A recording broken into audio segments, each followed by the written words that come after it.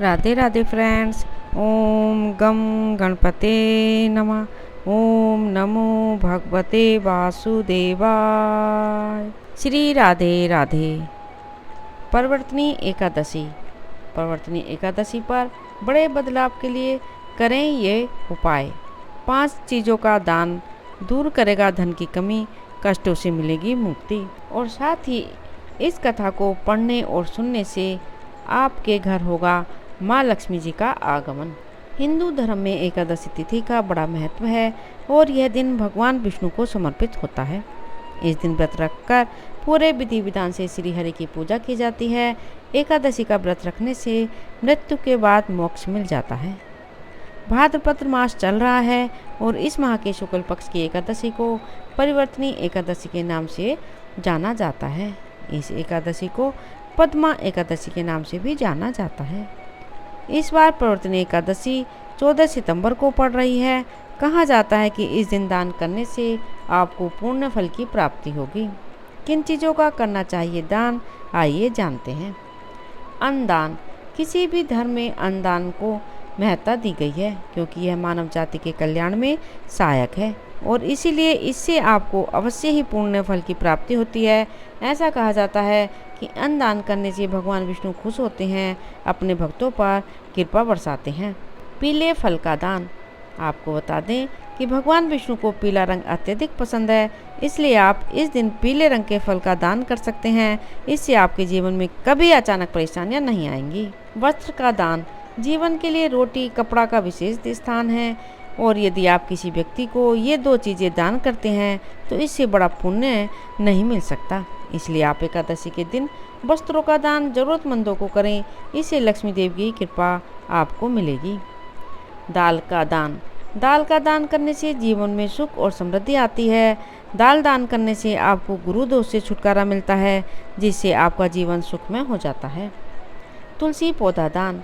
भगवान विष्णु को तुलसी अत्यंत प्रिय है और इसलिए परिवर्तनी एकादशी पर किसी को तुलसी का पौधा भी दान कर सकते हैं।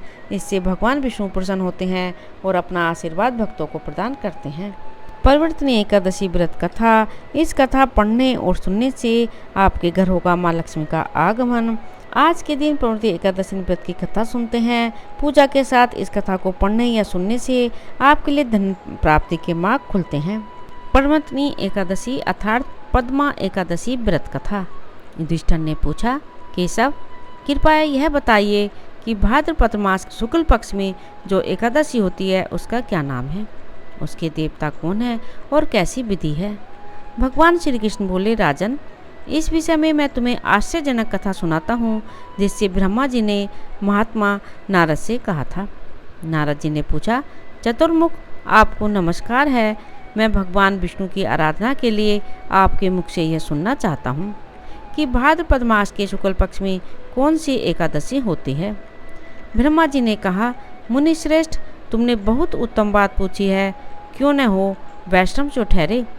भादों के शुक्ल पक्ष की एकादशी पद्मा के नाम से विख्यात है। उस दिन भगवान ऋषिकेश की पूजा होती है। यह उत्तम व्रत अवश्य करने योग्य है। सूर्य वंश में मानधाता नामक एक चक्रवर्ती सत्य प्रतिज्ञ और प्रतापी राज ऋषि हो गए हैं। वे अपने औरस पुत्रों की भांति धर्मपूर्वक प्रजा का पालन किया करते थे। उनके राज्य में अकाल नहीं पड़ता था, मानसिक चिंताएं नहीं सताती थीं और व्याधियों का प्रकोप भी नहीं होता था। उनकी प्रजा निर्भय तथा धन धान्य से समृद्ध थी। महाराज के कोष में केवल न्यायों उपार्जित धन का संग्रह होता था। उनके राज्य में समस्त वर्णों और आश्रमों के लोग अपने अपने धर्म में लगे रहते थे। मानधाता के राज्य की भूमि कामधेनु के समान फल देने वाली थी। उनके राज्यकाल में प्रजा को बहुत सुख प्राप्त होता था। एक समय किसी कर्म का फल भोग प्राप्त होने पर राजा के राज्य में 3 वर्षों तक वर्षा नहीं हुई। इससे उनकी प्रजा भूख से पीड़ित हो नष्ट होने लगी। तब संपूर्ण प्रजा ने महाराज के पास आकर इस प्रकार कहा। प्रजा बोली, निरपश्रेष्ठ आपको प्रजा की बात सुननी चाहिए। पुराणों में मनीषी पुरुषों ने जल को नार कहा है। वह नारी भगवान का अयन अर्थात निवास स्थान है, इसलिए वे नारायण कहलाते हैं। नारायण स्वरूप भगवान विष्णु सर्वत्र व्यापक रूप में विराजमान हैं। वे ही मेघ स्वरूप होकर वर्षा करते हैं। वर्षा से अन्न पैदा होता है और अन्न से प्रजा जीवन धारण करती है।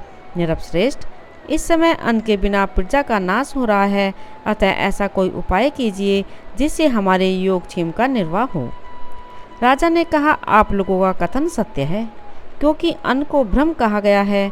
अन्न से प्राणी उत्पन्न होते हैं और अन्न से ही जगत जीवन धारण करता है। लोक में बहुधा ऐसा सुना जाता है तथा पुराण में भी बहुत विस्तार के साथ ऐसा वर्णन है कि राजाओं के अत्याचार से प्रजा को पीड़ा होती है। किंतु जब मैं बुद्धि से विचार करता हूँ तो मुझे अपना किया हुआ कोई अपराध ही नहीं दिखाई देता।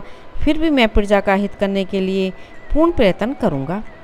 ऐसा निश्चय करके राजा मानधाता इन्हें गिने व्यक्तियों के साथ ले विधाता को प्रणाम करके सघन वन की ओर चल दिए। वहां जाकर मुख्य मुख्य मुनियों और तपस्वियों के आश्रमों पर घूमते फिरे। एक दिन उन्हें ब्रह्मपुत्र अंगिरा ऋषि के दर्शन हुए। उन पर दृष्टि पड़ते ही राजा हर्ष में भरकर अपने वाहन से उतर पड़े और इंद्रियों को बस में रखते हुए दोनों हाथ जोड़कर उन्होंने मुनि के चरणों में प्रणाम किया। मुनि ने भी स्वस्ति कहकर राजा का अभिनंदन किया और उनके राज्य के 7 अंगों की कुशलता पूछी। राजा ने अपनी कुशलता बताकर मुनि के स्वास्थ्य का समाचार पूछा। मुनि ने राजा को आसन और अर्घ्य दिया। उन्हें ग्रहण करके जब वे मुनि के समीप बैठे तो मुनि ने राजा से आगमन का कारण पूछा।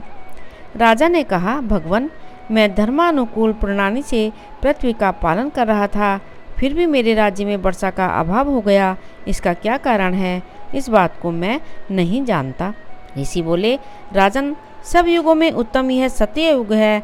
इसमें सब लोग परमात्मा के चिंतन में लगे रहते हैं तथा इस समय धर्म अपने चारों चरणों से युक्त होता है। इस युग में केवल ब्राह्मण ही तपस्वी होते हैं, दूसरे लोग नहीं। किंतु महाराज, तुम्हारे राज्य में एक शूद्र तपस्या करता है, इसी कारण में पानी नहीं बरसाते।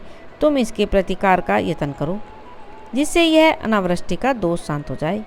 राजा ने कहा, मुनिवर, एक तो वह तपस्या में लगा है और दूसरे वह अपराध है, अतः मैं उसका अनिष्ट नहीं करूँगा। अतः आप उक्त दोष को शांत करने वाले किसी धर्म का उपदेश कीजिए। ऋषि बोले, राजन, यदि ऐसी बात है तो एकादशी का व्रत करो।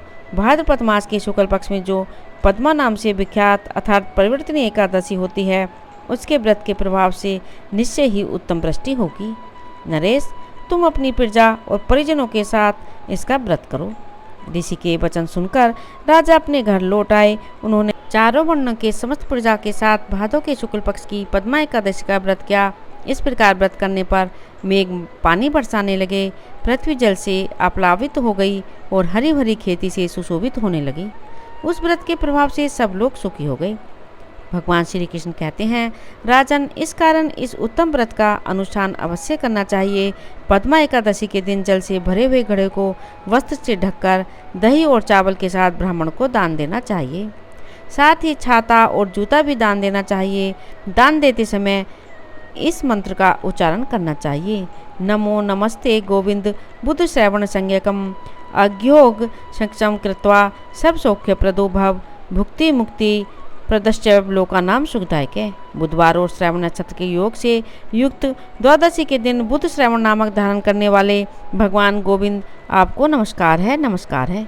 मेरी पाप राशि का नाश करके आप मुझे सब प्रकार के सुख प्रदान करें।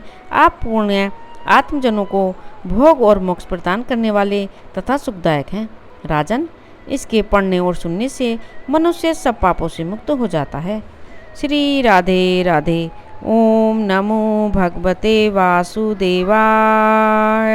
यदि आपने इस चैनल को अभी तक सब्सक्राइब नहीं किया है तो प्लीज़ सब्सक्राइब करें। प्लीज़ ज़्यादा से ज़्यादा शेयर करें, लाइक करें, कमेंट करें। श्री राधे राधे। धन्यवाद।